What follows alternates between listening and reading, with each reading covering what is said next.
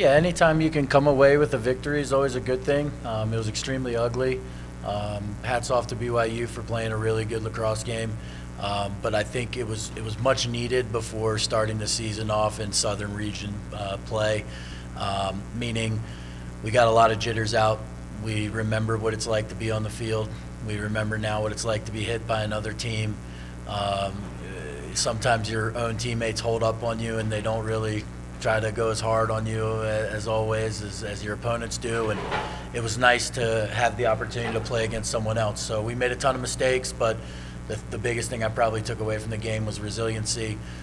You know, both these guys sitting to my left and right, they've yet to lose as NCAA lacrosse players, and I think you saw a little bit of that in the fourth quarter with, in particular, the sophomore class and the junior class stepping up and making some plays that kind of allowed us to get the victory. Also, and then looking ahead, you guys are prepping for kind of a long road trip next week, going to North Carolina, a couple other schools. What can we expect? I think you're meeting up with the University of Mount Olive, who is ranked as well. So what can we expect from that? Yeah, for sure. I mean, we're excited to get on the road. I mean, as we've all alluded to previously, we consider ourselves to be road warriors as one of the further Western lacrosse teams in Division II. We're excited. We're excited to get after it. We know we've got an extremely quality opponent in Mount Olive. They've got great goalie play, great midfield play, really nice attack. They returned their whole starting defense from last year, as well as picked up a graduate transfer. So that was another good thing about playing BYU, is that they were mostly seniors, and this Mount Olive team is going to be very senior heavy. So we're excited. Canadian style of play team, which is something that we similarly run sometimes on offense. So it's going to be a little bit of a mirror match. I think that they have obviously a little bit of an edge as far as you know, elder leadership, but you know, maybe our youthful kind of just excitement to be there could be enough to get us a victory in that game. And then we obviously finished the trip with Shorter and University of Alabama, Huntsville. Both teams are from the Peach Belt Conference, which is a new conference this year, but they've been around for a while as far as programs go. But we can't get to those ones if we don't get the first one. So that's what our primary focus is right now, and we'll spend the next 4 days preparing for all three teams, so that way when we hit the ground in North Carolina in some nice weather and some humidity, we'll be ready to go. So guys, since it's been so long since you played, did it feel strange to actually play an actual game last weekend? Did you kind of have to look around and go, oh, this is what we're supposed to be doing? You want to take that? For me, I started coming in the game about midway through the second quarter. But for me, it felt like a whole nother first game. I felt like I was a freshman again, going out for the very first time. It had been, you know, over a year since I had played an organized game of lacrosse. But you know, after getting out those initial jitters, the muscle memory sort of returned, where you know, we were adjusted. I'd been there before, and I think that it, you know, sort of helped me as the game went on. I thought I started to play better as the game went on, and I really think that as a team we started to play better going into the third and fourth quarter, and that really pushed us over the top. I agree. I think that we used the kind of illustration that it was like riding a bike. Getting back into it was a little bit wobbly, a little bit weird, but kind of shaking off all those jitters, it definitely kind of started to feel regular towards the end. But it was good to be back on the field after such a long time and taking a break. Well, you know, athletes from the fall all the way through now have just kind of said, you know, they realize you can't take anything for granted anymore. The way everything just kind of got shut down last year. Is that kind of the feeling on the team? It's just kind of a gratitude, and let's just make the most of being able to play again? Yeah, I think that, I mean, no matter what, you got to kind of treat it like as if it's going to be taken away from you. And last year, since it's a much different feeling, since that we have the opportunity now to work towards something. And I think that a lot of players on the team have started to grasp and realize that this is now tangible, and it's we now have something to work forward to. Yeah, I mean, on this team, you know, especially all the sophomores and juniors and seniors remember, not so much the freshmen, what it's like to have that season cut off for us. And so, you know, we had treated it almost a year later as, all right, we had something going last year, we got to hit the ground running this year and continue the dominance that we had early on last year, and that this was sort of an extension, spiritual extension of last season, that maybe we can reignite that vigor that we had as a team. And I think that that's really helped us and pushed us forward. How hard is that? I mean, to try to take momentum from a year and say, okay, here we go. We were, 8-0, and Yeah. Let's go.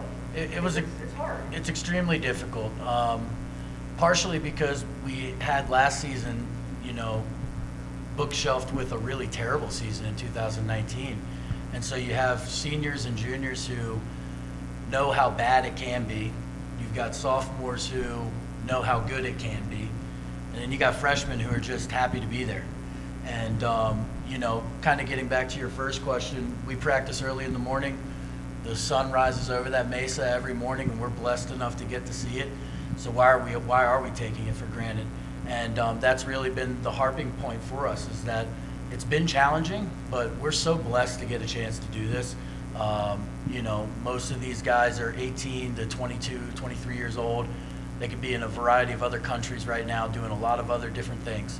And they're fortunate enough to get to live in the United States of America, where they get to come out and play sports daily and go to school daily, and to be in a place like Grand Junction that supports its programs. There's not a whole lot for us to not be excited about. But yeah, they're still kids, there's ups and downs. So it has been a tremendous challenge, and the biggest thing, in my opinion, has really just been to get them to focus on the now and not worry about what's next or what's happened previously. We can't change the past, we can only change what's going to happen, which is the future. But that occurs right here in the now and the present. And getting these guys to really just focus on taking it drill by drill, practice by practice, day by day, is so much more important than thinking about, well, last year we finished this way, what are we going to finish this year? Last year's team didn't have the mentality of what's next. It was more along the lines of, what do we got to get accomplished right now, so that way we can just push forward to being successful, knowing that what we're doing day in and day out is going to get us to that point. So we're trying to get back to that mindset. A little bit more challenging some days than others. We're going to make the big ones. Yes. So, Coach, you might have mentioned it a little, but most programs, I guess some really just had to kind of jump into the season. Do you think that helped a little, maybe having an exhibition first? Or? Sure, 100%. I don't know how some of those teams started. First Division I game this year was between Utah and Denver, and it was played on January 30th. I don't know how those teams were ready to play a game that mattered so early in the season, and without having the ability to really get out and knock some dust off, or some of that rust off from your abilities. And so I feel thankful that BYU is willing to come and play. I feel thankful for these guys to get a chance to see what it's like with the new COVID protocols. Think about this. These guys are 18 years old, and they've got to wake up in the morning and get their temperature before they can play in a game. That in itself is just a new, unique challenge that everyone's facing, but for our guys, it was new on Saturday. And so now that we have a little bit of that, kind of new age experience with this whole COVID thing behind us, I think now game days can start to take on a little bit more of that natural feel. So very blessed and thankful that we had a chance to play previously, and it gave us a chance to see who we are and what we have, and where we need to improve, and kind of what is the next step for our team, so that way we can continue to carry on, as Patty mentioned, where we left off last year. I guess from players, you mentioned kind of getting the jitters out, I think. And I can't imagine playing lacrosse for such a long offseason like you guys. I know, I've played, so I know it's more of a physical sport, so going against each other, I know like you said, there'd be ups and downs. I can only imagine in practice there were downs, like, after months of just hitting you. So what was that like hitting another team, I guess, like you said? Did they come out and like punch you guys in the mouth? Or? Well, lacrosse is the consummate team sport, so it doesn't matter how much individual work you can put in the off season, which we all did in that downtime that we had due to COVID. But the reality is, you're not going to mesh. You could have the most talented players in the world that don't mesh as a team. Your team's going to fail. And I think that at times we felt that before. We've had our issues meshing at times, but I think out there on the field last week, as the game went on, we really started to mesh, and we started to play Colorado Mesa lacrosse, especially there in the fourth quarter. And that's the kind of stuff that teams are going to struggle with. We definitely have struggled with, but you know, that's what's going to improve throughout the rest of the spring for us. Yeah, I think that building up to this game, a lot of players were pretty anxious to get a new sense of someone else to play, practicing day in and day out against a lot of the similar people. It was starting to get a little bit old. Granted, it is what we need to do, but I think after that BYU game, a lot of people got to experience, a lot of the freshmen especially who didn't get a high school senior season, got to experience new competition, which I think could even boost what they're trying to do. So I think overall it was really good to get out there and scrimmage another team. We did get punched in the mouth. 100% we got punched in the mouth, and it was a good feeling, so to speak. From a coach's perspective, it was a really good feeling because, again, these guys think that all we do is win, and we've been beat plenty of times before. It's who steps out on that field every day that wants to win and give it their best that's going to get the victory. And we allowed them to bully us for 52 minutes, and then we decided to play good lacrosse for 8 minutes. And fortunately enough, we were able to hang in there and make that enough to get the victory. So, from a coaching perspective, did you at all have extra lineups that you were running, like you mentioned the freshmen getting them in, or? Sure, there was a whole game plan. I don't know if it really came to fruition, but Jed mentioned he didn't start the game. You know, he missed a few practices due to some COVID stuff, and we weren't going to put him out there unless we really needed him, and obviously we did. And there were some other guys who had some issues off the field that we were kind of monitoring and disciplining, and they didn't play until the third and the fourth quarter.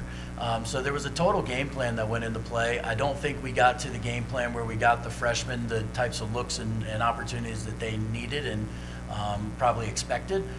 But I also, the thing that we talk a lot about within our program is I care and I love about you, but your 1/52nd means nothing in comparison to the 52 50-seconds that I'm really responsible for.